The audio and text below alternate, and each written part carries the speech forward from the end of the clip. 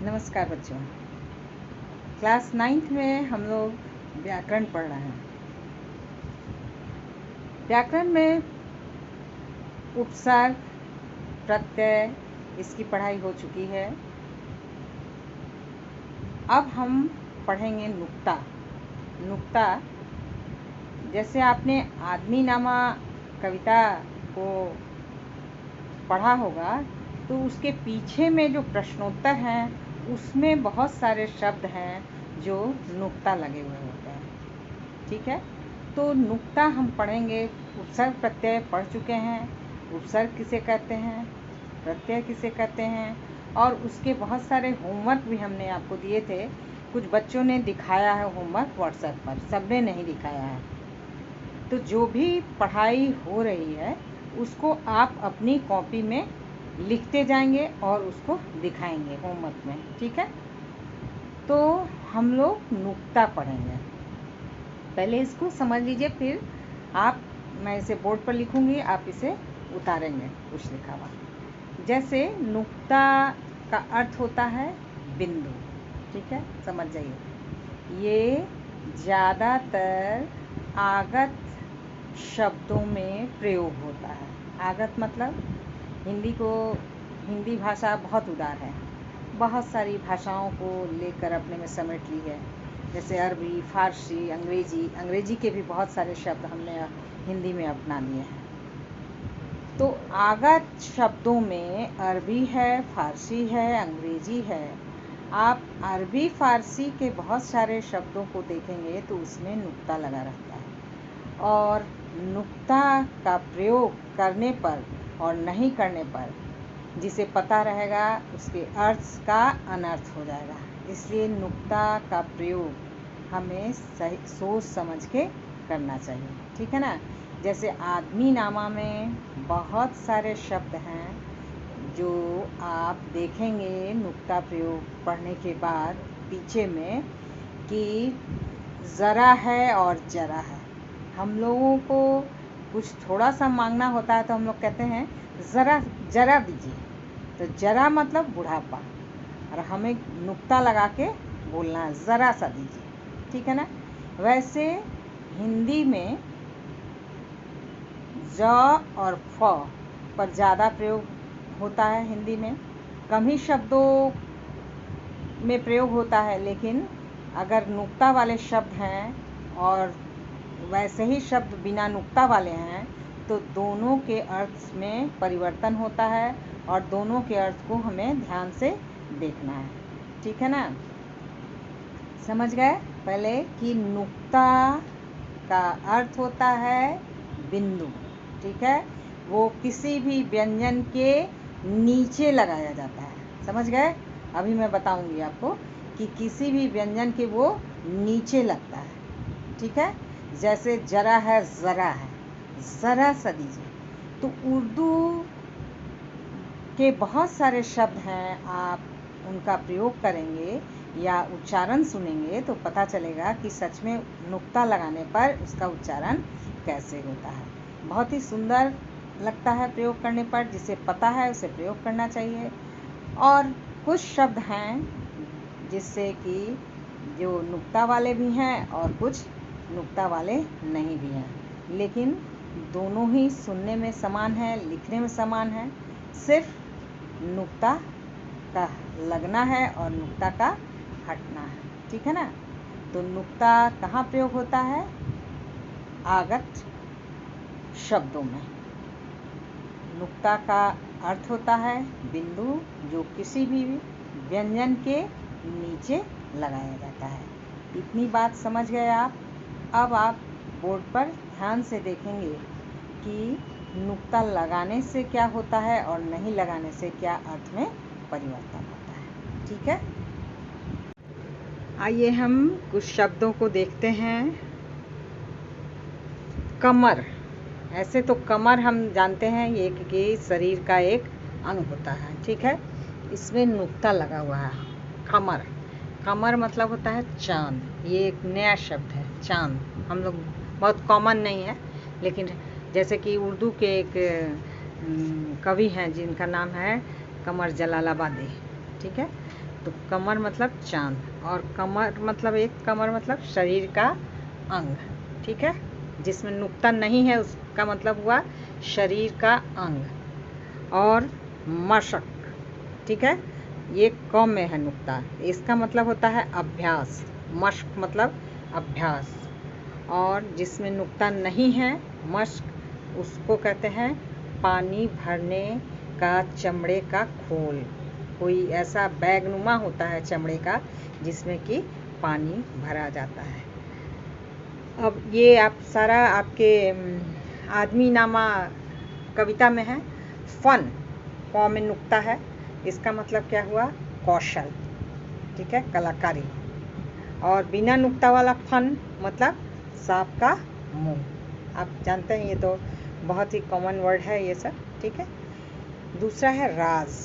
देखिए हम लोग नुक्ता पर ध्यान नहीं देते हैं, राज, इसमें नुक्ता लगा हुआ, कहते हैं कि बहुत राज छुपा के रखा है।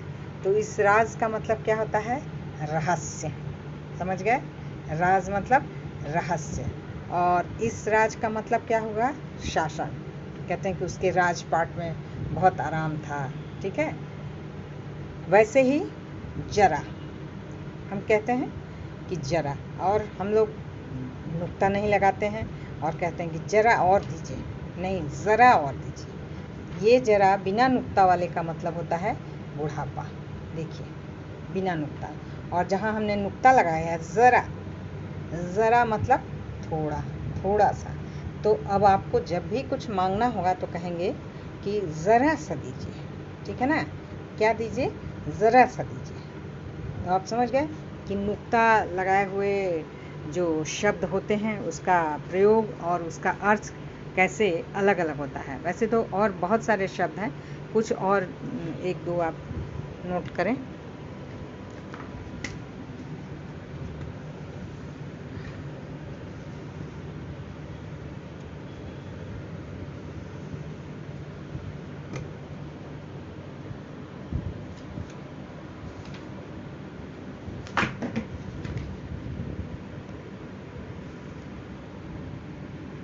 एक शब्द है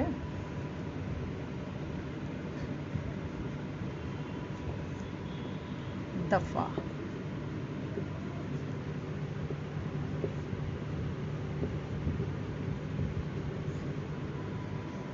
और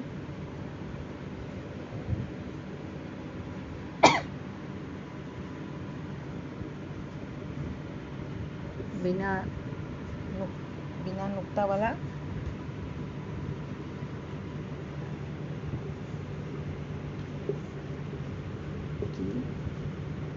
धारा, ठीक है ना। कहते हैं ना दफा हो जाओ यहाँ से, मतलब दूर हो जाओ, दूर करने के लिए हम दफा हो जाओ, दफा। और दफा जो आप मुकदमा वगैरह होता है तो हम लोग कहते हैं दफ़ा 303, दफ़ा 202। तो ये कानून की धारा है, उसको दफ़ा कहते हैं बिना नुक्ता वाले का, ठीक है। वैसे ही मुकर्रर एक शब्द है जो बड़ा कॉमन है।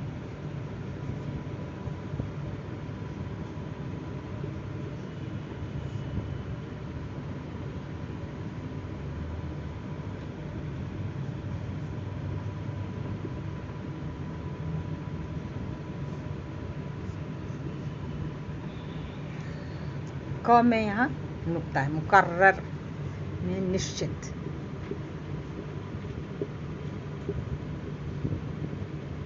मुकर्रर मतलब क्या हुआ निश्चित, ठीक है। मुँह क में ये नुक्ता, और ये मुकर्रर मतलब फिर से,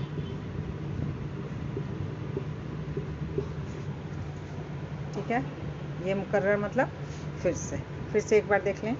मुकर्रर मतलब निश्चित, जिसमें क में नुक्ता है मुकर्रर, और एक मुकर्रर बिना उसके फिर से।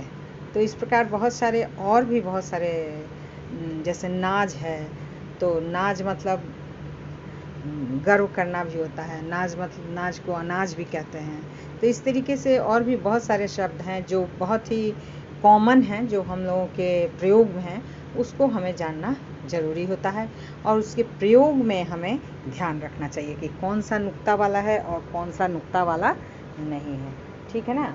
तो जो भी अभी आपने शब्दों को देखा है बड़ा कॉमन है और इसका हमें ध्यान रखना है। जैसे राज, राज, ज़रा, जरा, इस सब का बहुत ध्यान रखना है। दफ़ा, ये सब जो, जैसे फलक, फलक भी गाने में अक्सर फलक शब्द का प्रयोग आता है। तो फलक, तो फलक मतलब जब हम अर्थ जानेंगे तब हमें गाने का अर्थ भी पता चलेगा। गाना में जो इस शब्द का प्रयोग किया गया है उसका अर्थ पता चलेगा। ठीक है ना। तो इस फलक और फलक, बिना नुक्ता वाले में लकड़ी का तख्ता। तो इस प्रकार हम लोग कुछ शब्दों को जाने हैं और कुछ आप और भी शब्दों को ढूंढेंगे और उसको लिखेंगे और मुझे दिखाएंगे। एक शब्द सुनने में लग रहा है कि एक ही शब्द है, लेकिन नुक्ता लगाने से उसके उच्चारण में अंतर आता है और उसके अर्थ में अंतर आता है। जैसे देख ही रहे हैं आप, दफ़ा, दफ़ा।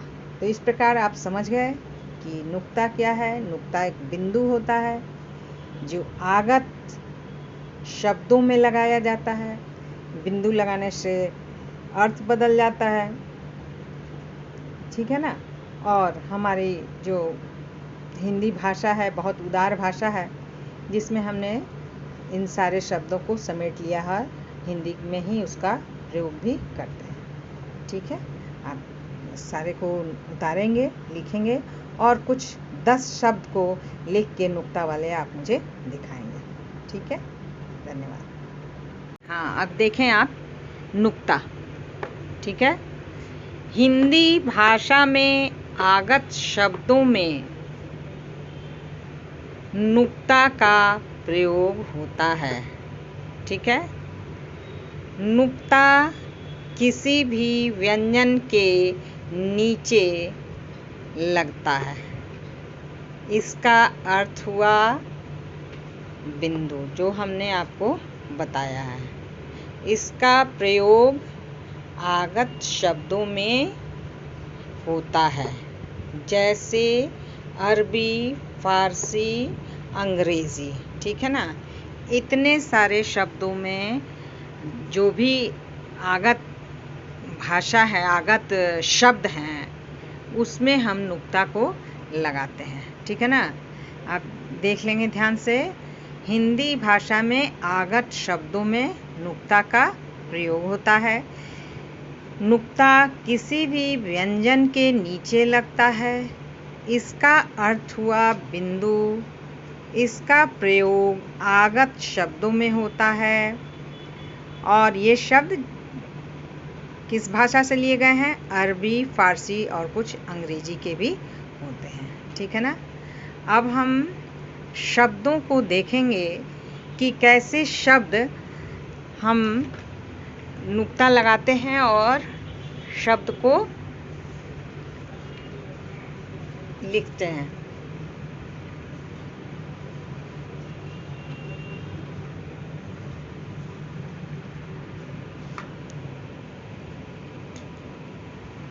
आदमी नामा कविता में शब्द है एक फलक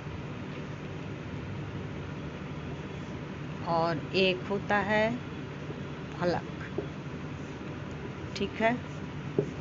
अब जो नुक्ता लगा हुआ है यहाँ, उसका क्या अर्थ हुआ? आकाश। और ये बिना नुक्ता वाले का क्या अर्थ होता है? लकड़ी का तख्ता।